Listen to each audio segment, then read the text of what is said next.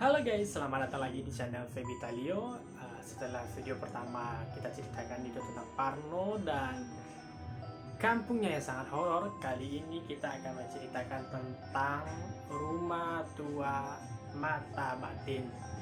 Oke guys, sebelum kita menceritakan video ini, yang belum subscribe dulu ya. Semoga subscribe dari kalian itu mendukung untuk kita terus bercerita.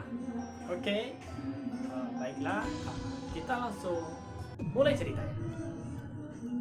Cerita ini terjadi sekitar tahun 80-an. Dia menceritakan tentang seorang perempuan yang bernama Marni. Marni mempunyai sebuah harapan yang sangat besar, yaitu dia akan menikah dengan laki-laki yang sangat-sangat dicintainya. Dia sudah menambahkan keluarga ini akan terbentuk yang sangat mengharmonis, merencanakan anak sebanyak-banyaknya. Ini merupakan impian yang sangat besar yang ingin digapai oleh Marni. Tapi semua rencana itu kadang tidak sesuai harapan kita. H-2 sebelum Marni menikah, dia mengetahui sebuah rahasia yang bikin seluruh harapannya itu akan kacau, berantakan, bahkan tidak akan terjadi. Yaitu ketika seseorang datang ke rumahnya, memberitahu kepada Marni bahwa dia adalah istri dari calon suami Marni. Alangkah terkejutnya Marni mendengar berita tersebut. Marni melihat wanita ini sudah berbadan dua, sudah hamil besar sekitar 6 atau 7 bulan. Seakan Marni tidak percaya sama sekali apa yang didengar dari wanita ini dan apa yang dilihat dari kondisi wanita ini. Marni begitu marah.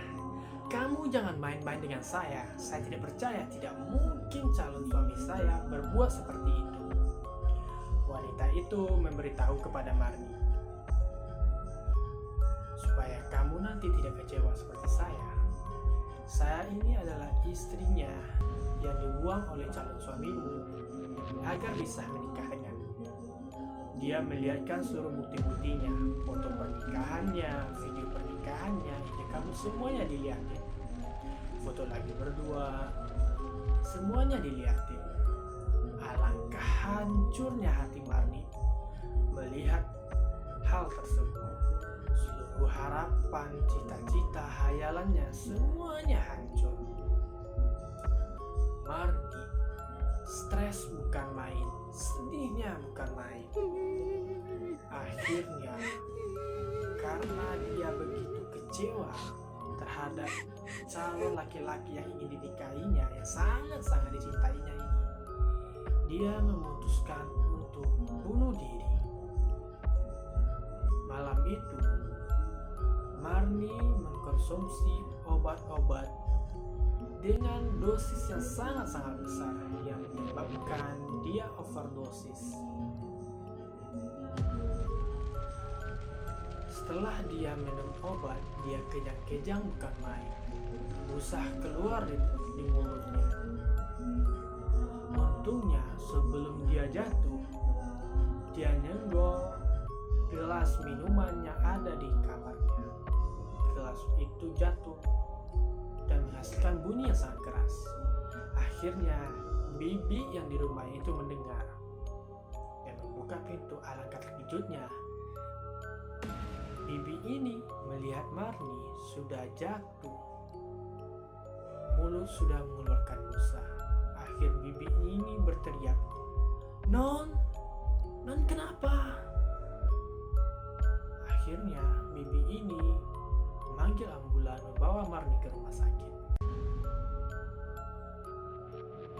Marni dirawat salah satu rumah sakit di daerahnya. Dia mengalami koma selama 2 minggu. Mungkin hajal Marni belum terjadi di waktu itu.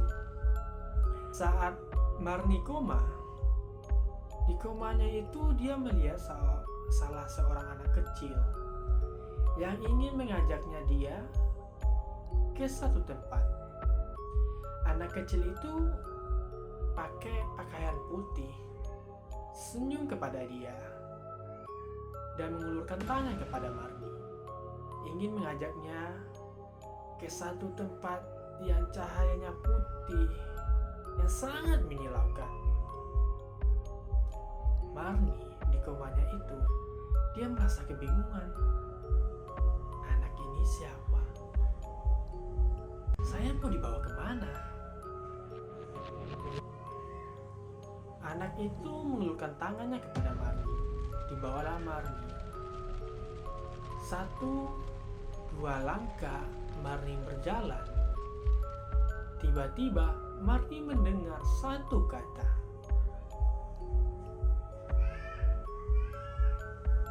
Ini kamu.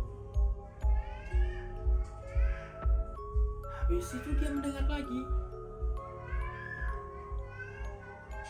Kamu bisa melihat kami. Setelah mendengar kata tersebut, Marni sadar dari komanya. Akhirnya, Marni hidup kembali. Setelah kejadian koma yang aneh itu, seakan-akan hal-hal aneh terjadi di Marni. Dia bisa melihat, mendengar hal yang tidak bisa dilihat oleh orang lain. Seperti di rumah sakit waktu itu, Marni mendengar suara anak kecil lagi lari-lari, ketawa-ketawa, suara seseorang lagi garuk-garuk dinding, suara yang menangis, bayangan seakan-akan lewat di belakangnya, seakan-akan orang ada berdiri di belakangnya, tapi ketika dilihat nggak ada orang. Mungkin Marni waktu itu merasa inilah efek dari dia koma selama 2 minggu. Jadi efek-efek itu yang menyebabkan keadaannya itu lagi tidak stabil atau kondisinya itu lagi tidak enak badan. Jadi Marni tidak menghiraukan. Setelah 1 bulan dia koma, dia masih mengalami trauma yang sangat berat karena mimpinya itu hidup bersama orang yang sangat dicintai itu sirna semuanya. Akhirnya Marni memutuskan untuk pergi liburan ke daerah puncak. Kebetulan di daerah puncak ini Marni dapat warisan dari orang tuanya, yaitu satu villa yang sangat tua. Marni sudah lama tidak mengunjungi villa tersebut. Kemungkinan 5 tahun yang dulu atau 5 tahun yang lampau Marni mengunjungi villa ini. Villa ini masih dirawat, tapi sekarang villa ini tidak ada yang merawat. Marni sampai di villa tersebut. Keadaan villa tersebut masih berantakan. Halaman depannya dipenuhi sampah-sampah daun-daunan. Sedangkan di dalam villa ini, seluruh perabotannya itu dilampisi semua dengan kain putih. Akhirnya Marni memutuskan untuk merehatkan dirinya di villa tersebut, untuk menenangkan pikirannya dan melupakan semua yang terjadi pada dirinya. Setelah Marni beres-beres, malam pun sampai. Malam itu Marni mencoba untuk mengerjakan sesuatu, yaitu melanjutkan pekerjaannya yang di kantor yang sempat ketinggalan sama dia. Berselang jam demi jam Marni lewati di villa tersebut. Bertepatan jam 1 malam, tiba-tiba di toilet atau di wastafel di rumah tersebut, airnya itu tiba-tiba keluar. Marni pun merasa aneh. Oh, mungkin ini karena bangunannya sudah tua, makanya airnya itu tiba-tiba keluar. Terus dimatiin airnya sama Marni. Dia balik lagi. Tiba-tiba kursi goyang di rumahnya itu bergerak tidak beraturan. Marni masih positive thinking. Mungkin itu adalah efek dari kursi lama atau kena angin atau gimana. Karena waktu itu adalah cuaca lagi hujan lebat, petir yang sangat-sangat berjambar. Marni balik ke tempat tidurnya. Tapi alangkah kagetnya, saat dia berjalan, tiba-tiba ada yang pegang kakinya. Tiba-tiba ada yang pegang kakinya. Alangkah kagetnya dia, karena yang pegang kakinya ini anak kecil yang dilihatnya di komanya. Marni teriak bukan main. Setelah Marni teriak, anak ini hilang. Tiba-tiba lemari, kursi, jam, semuanya bergetar seperti gempa. Padahal di daerah itu tidak mungkin ada gempa, karena jauh dari pegunungan dan tidak pernah ada kronologis terjadi gempa di daerah itu. Marni ketakutan. Dia lihat ke pojok rumah. Dia seperti melihat ada bayangan orang berdiri di sana. Marni bertanya, "Kamu siapa?" Disamperin, tiba-tiba bayangan ini hilang.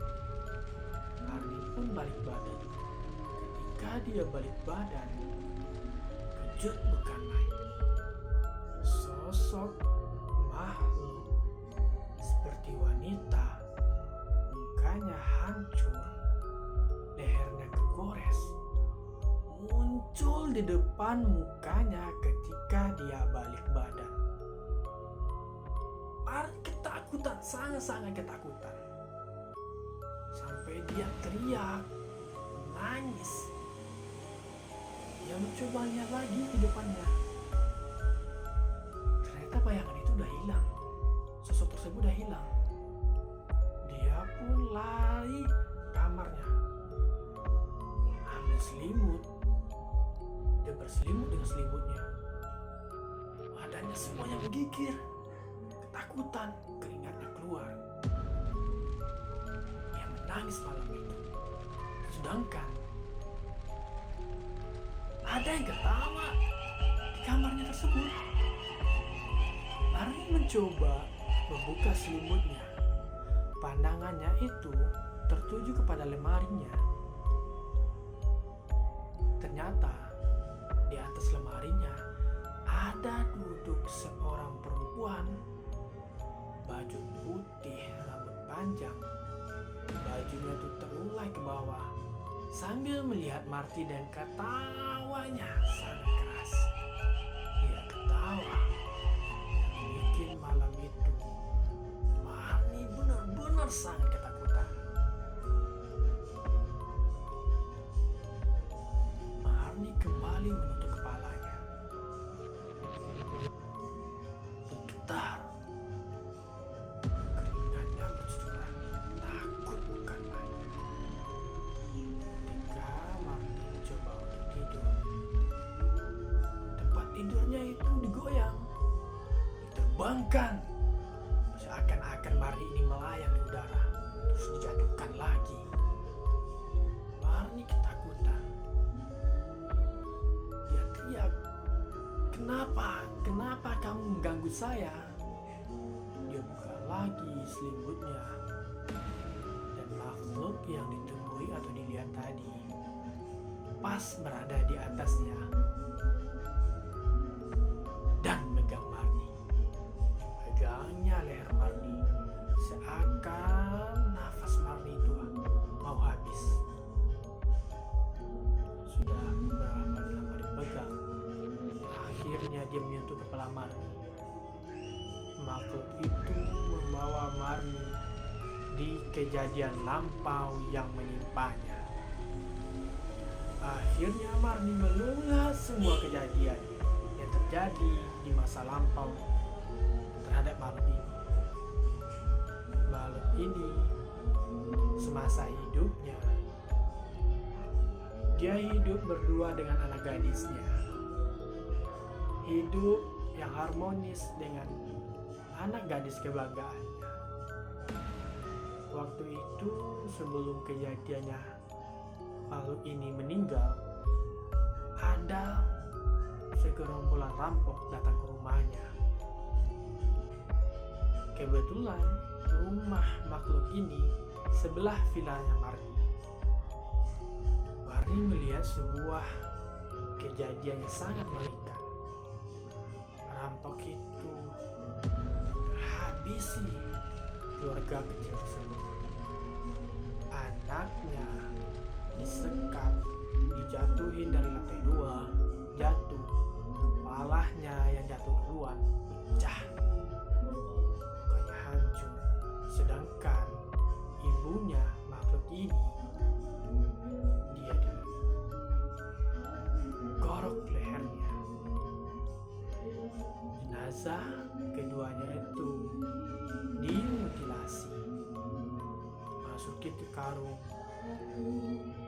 diisi batu dan dilempar ke kolam renang belakang rumahnya. Marni seakan tidak percaya kejadian sangat mengerikan itu. Ketika tubuh demi tubuh dipotong, dimasukkan ke karung, dan tubuh anak kecil yang sudah hancur tetap dipotong juga, lehernya dipotong, semuanya dipotong dan dilempar ke sungai tersebut. Setelah kejadian itu, Marni kembali ke dunia nyata. Akhirnya dia ngerasa dia bisa melihat hal-hal yang tidak bisa dilihat orang lain. Paginya datang, Marni mencoba untuk melapor ke pihak yang berwenang, dan ditelusuri kolam renang tersebut. Akhirnya yang dilihat malam itu benar adanya. Marni melihat jenazah yang sudah terpotong-potong, yang sudah berubah jadi tengkorak, ada di kolam renang tersebut. Akhirnya tengkorak tersebut dikebumikan dengan layak. Malamnya telah tiba. Setelah dikebumikan, anak dan ibunya itu datang lagi kepada Marni. Marni kaget lagi. "Kamu kenapa lagi? Ada apa?" Makhluk itu hanya tersenyum dan melambaikan tangan. "Terima kasih. Terima kasih. Kamu bisa melihat kami. Terima kasih." Makhluk itu menghilang. Akhirnya kejadian demi kejadian sampai Marni nikah lagi, punya anak. Dia tetap bisa melihat makhluk yang tidak bisa dilihat, yang mengartikan ada kehidupan lain selain kehidupan kita. Oke guys, itu cerita singkat tentang Marni yang mengalami duka, kebahagiaan, terus dia mengalami bisa melihat makhluk halus, yang artinya kadang beban, kadang kebahagiaan, kadang harapan yang kita harapkan itu belum tentu kita dapatkan. Be positive, stay tuned, and Febetalio. Sampai ketemu di cerita selanjutnya.